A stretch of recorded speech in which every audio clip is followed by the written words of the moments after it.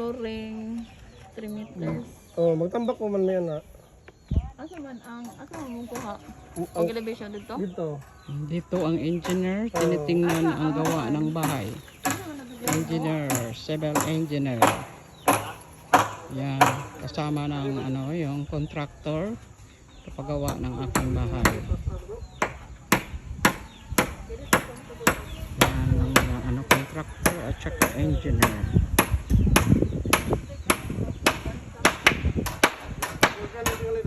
Init-init talaga ngayon ang panahon. Yan, sinicheck up sa ano, civil engineer ang bagong start ng ano, yung paggawa ng slab at saka beam.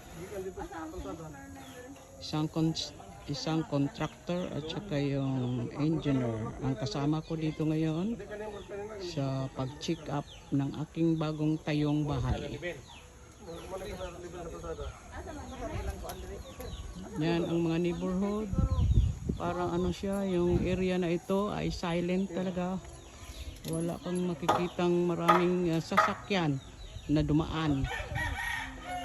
Yan. Para ito sa mga retirement ng mga ano, yung maganda ito. Tirahan sa mga retirement age.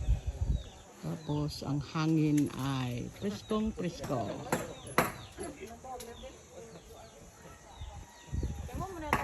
Ay init-init talaga ang panahon ngayon kasi summer dito sa Pilipinas. Ito ang itsura ng aking pinatayong bahay. Nakaumpisa pa lang siya at saka nampisahan na naman siya.